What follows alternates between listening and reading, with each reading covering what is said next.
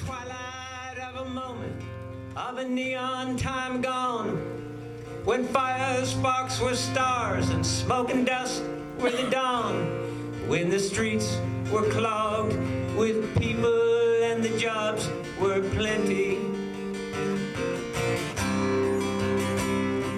Reckless and abandoned, we were standing brave and tall, mesmerized by the lies that said we'd never fall, and our plates and our expectations would never be empty.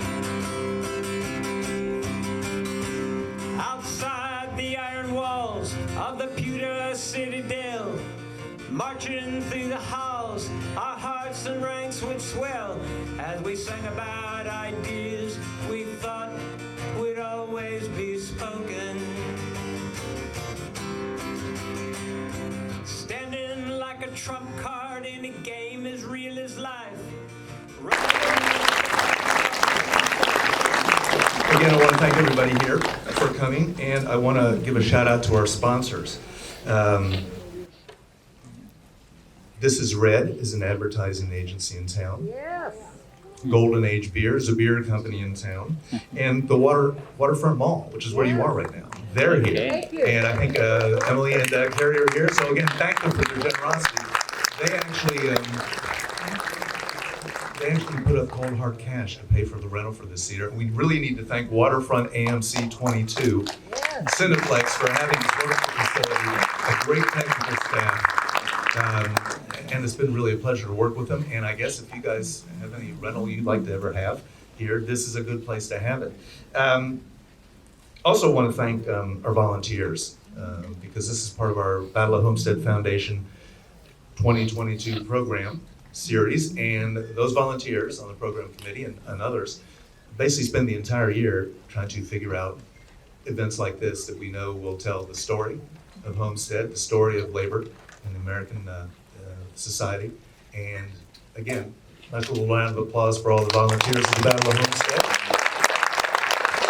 And also a very special thanks to Mike Stout, who again you'll be hearing him in a little bit, because about 2 years ago, he kept telling us, this guy Bruce Spiegel, he's making this film about Homestead.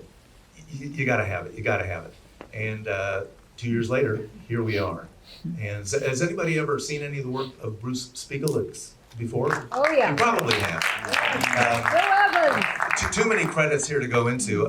Basically, he's an Emmy and a Peabody Award-winning editor and director. But basically, go to the website, city-of-steel.com. That's where you're going to find out all about Bruce and all about this movie. And I think Bruce will have a special announcement about this movie later on. Let's see, what else? Most of it, we've really got to thank you, all you folks, for coming here tonight, because it is a special event. A lot of people don't make movies about real things and real people anymore, it seems. But that's what this is about. And you're going to see several folks in the film that you know, that you have worked with, or maybe are family members. And it's the kind of history, really, that Battle of Homestead believes is important. It should be presented, it should be told, and not only just in a great film like City of Steel, but really every day of the year, for students, for visitors, families, our community, political leaders. And that's why we have finally taken what was a dream, and we're going to really try and make it a reality, again, with your help. It's going to be something called the Center for the History and Future of Work. And that may be a little abstract. The Center for the History and Future of Work, but it's basically about the kind of things you're going to see in City of Steel. It starts with the Battle of Homestead in 1892, a little before perhaps, and really talks about not just American labor history, but about what work really means in our lives, not just in the past, but what it's going to mean to future generations. Obviously, we're going to need donations for that. And there are some information sheets out there. There's a membership form if you'd like to join the Battle of Homestead Foundation. There is also just some information about the center, what we have planned. And you're going to be seeing more about it now in our Facebook posts and the weekly e-blasts. And really just, I hope folks talk about it everywhere, because it's really the kind of important thing we need to tell the story, because, as you see, aside from Bruce Spiegel and Mike Stout and other folks we may know who do tell these stories. Just not enough people are telling them as often, so that's really what we hope the center will do. So, again, thanks for coming out. Glad there was no blizzard tonight or torrential downpour or any meteorological disturbance. Not yet. I'm going to present to you now the president of the Battle of Homestead Foundation, John Hare.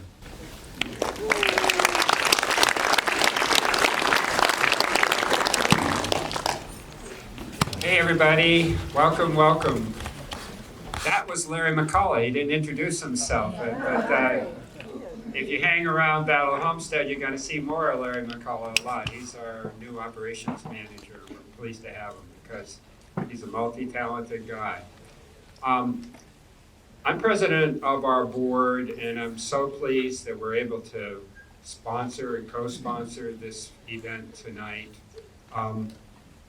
We're pleased to have some elected officials here, and the former mayor of Homestead, Betty Esper, is here. I can be sure and say she is the woman with the longest seniority ever at the Homestead Mill. For women. There might be John Dindak who's got more. I don't know, John. This John's the West Homestead mayor. Yeah. Our new mayor of Homestead, John Burwell. John, welcome aboard. Thank you so much. And of course, county council members, Anita Prizio, that's been with us a long time. Welcome, Anita.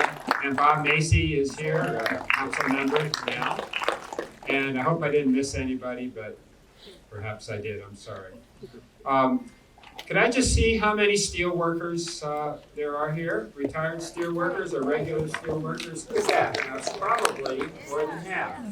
And what's so wonderful about this whole event to me, it's the people themselves talking about the reality of it all.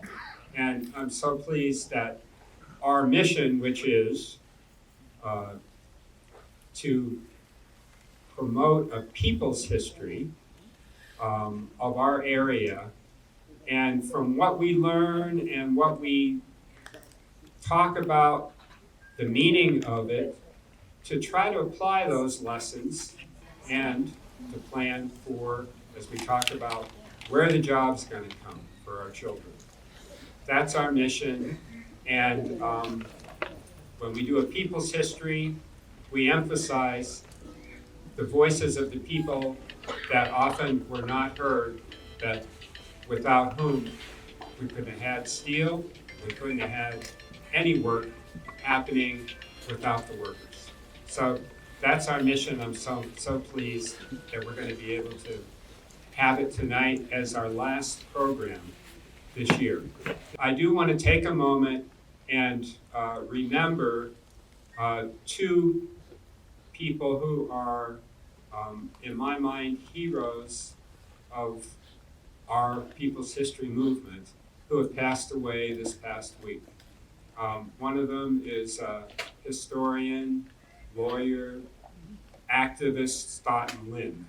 Some of you people may remember Stoughton. He may even be in the movie, I forget. But Stoughton was very active with the Youngstown Steelworkers during the closures of the mill. There is a memorial service for Stoughton in Youngstown, Ohio, where he and his wife Alice live tomorrow. The second hero who's passed away is filmmaker Julia Reichert. Julia is a wonderful documentarian for the last 50 years who made many movies of import to those who are interested in people's history. Just in the past 2 years, we have sponsored programs featuring Julia's film. One was called American Factory, which actually won an Oscar as Best Documentary that year.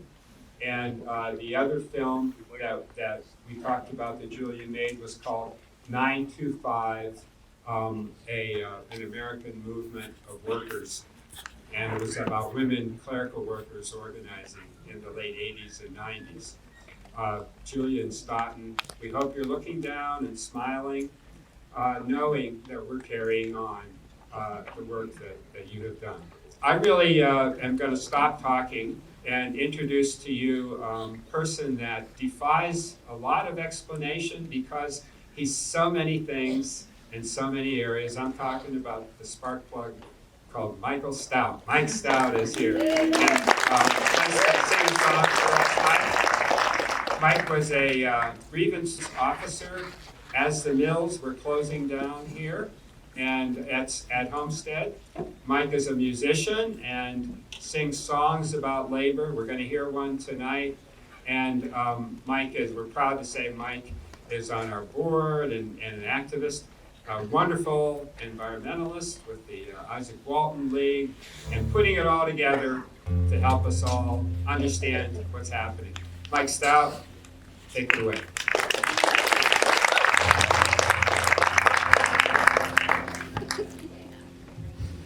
Thank you all for coming out tonight on this cold night.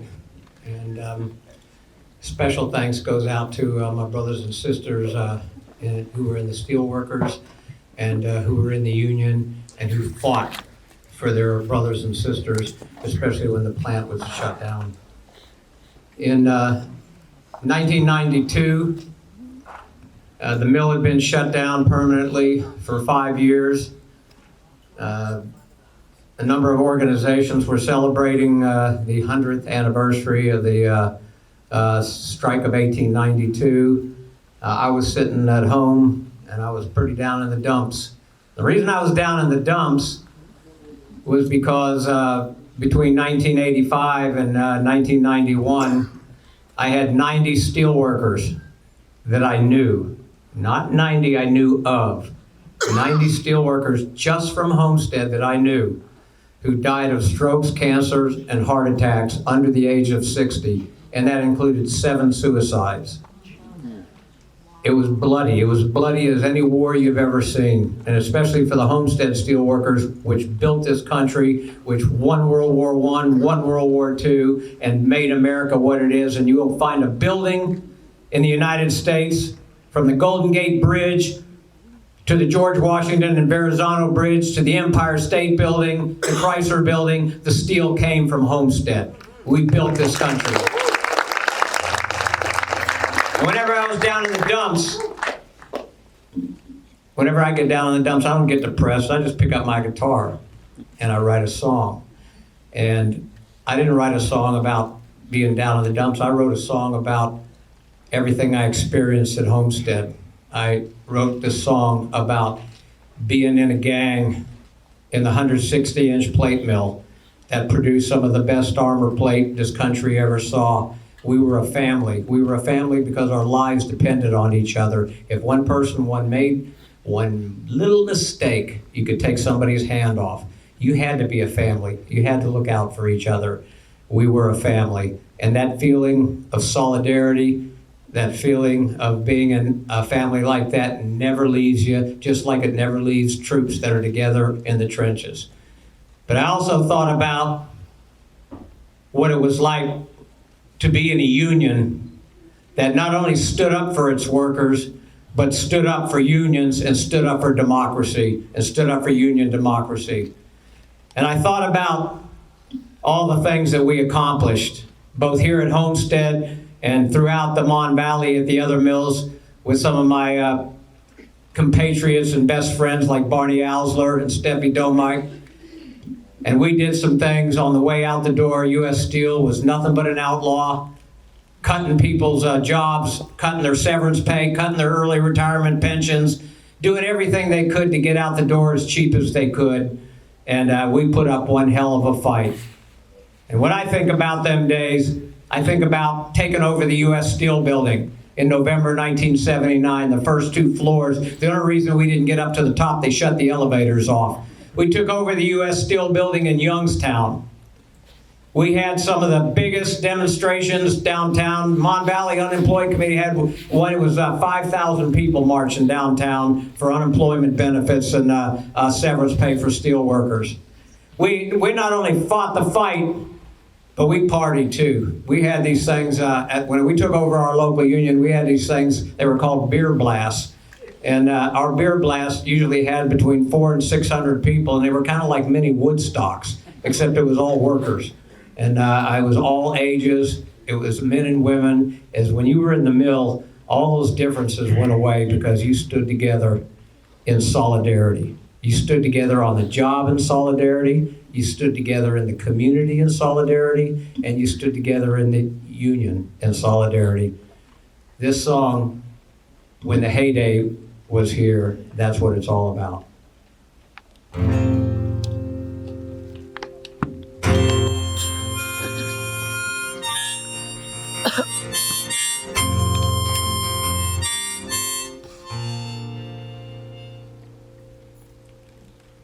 In the twilight of a moment of a neon time gone, when fire sparks were stars and smoke and dust were the dawn, when the streets were clogged with people and the jobs were plenty. Reckless and abandoned, we were standing brave and tall, mesmerized by the lies that said we'd never fall, and our plates and our expectations would never be empty. Outside the iron walls of the pewter citadel, marching through the halls, our hearts and ranks would swell as we sang about ideas we thought would always be spoken. Standing like a trump card in a game as real as life, running with a vanguard who thought they'd never die, and that the spirit and the oneness of our circle could never be broken. And the tribes came together back then, when the bottom rose up to the brim. The way forward was so crystal clear. Oh, they can never take back what we had. All the struggle, the good and the bad, all the trouble, the happy and sad, when the heyday was here. When the heyday was here.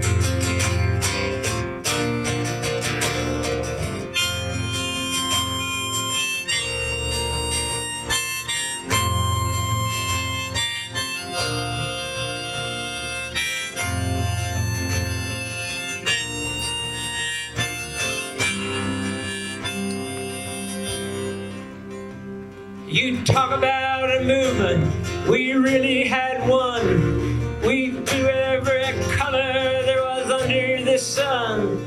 When one of us was messed with, the others was right by their side. Our voices and our visions cracked the silence of the sea. Our pens broke tradition so the powerless could speak. Unholy truths and views that for so long had to run away and hide.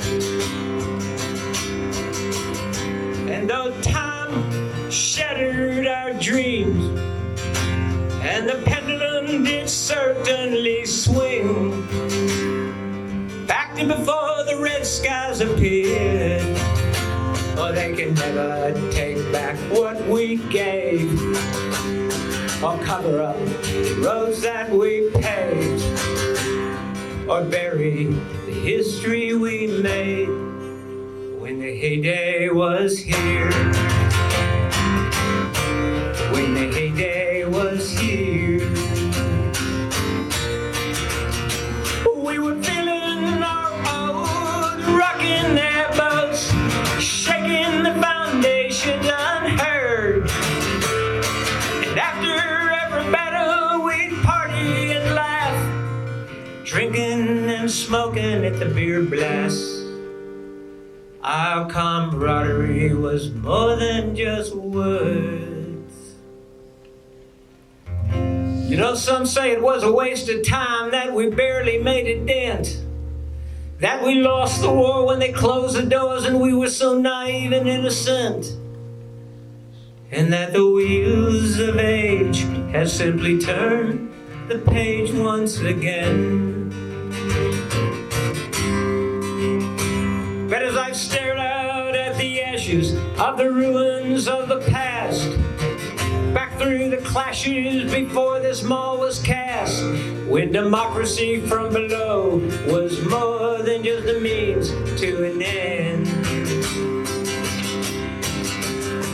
And though power eluded our reach, and the floor gave way underneath, our pictures might be buried for years. They can never retract what we meant. They can never hide the places we went, or smother the message we sent when the heyday was here. When the heyday was here. When the heyday was here. When the heyday was here. Heyday was here.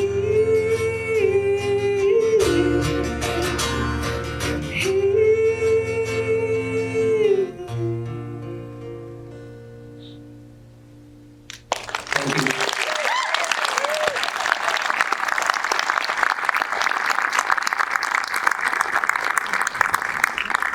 No matter where I go, what I do, Homestead will always have a prominent place in my heart.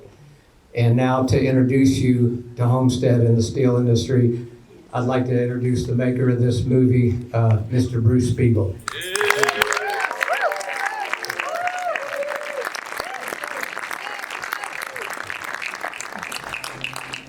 I just want to say thank you for the sponsors of this show, the Waterfront Commission, This Is Red, the Golden Age Brewing Company, and the Battle of Homestead.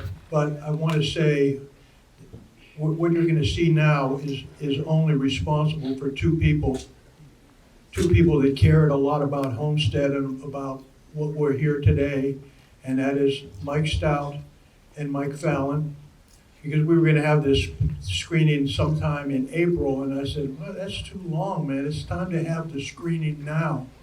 And those two guys were really responsible for putting this together. And I just want to say this, and I want to say the show, because you're here to see the show. But I for a long time I was struggling with how to make the best movie, and it was long and it was too dense, and I was trying to include everything. And somebody came up to me and said, he was angry, he said, well, what is this movie really about? Well, what's the focus of the movie? And I said, well, it's the steelworkers. And when I heard that this was the steelworkers, everything cleared in my head. The steelworkers was the most important thing. And I'm not talking about the Carnegies and the Fricks and the Schwabs and the Brodericks. I'm talking about the real steelworkers, the people in this room. They got up every day and that faced the steel industry. Rain, sleet, snow, winter, cold, really cold in the mill, and they faced the steel, and they literally built this country. And when I say literally built this country, I'm not kidding. So this is your film. This is your film. The former steelworkers are here. This is your film. You were nice enough to sit with me and tell me all your stories and relate to me all their stories about growing up. So I feel that this is your film, and I really hope you enjoy the film. Thank you so much for coming out. I really appreciate it.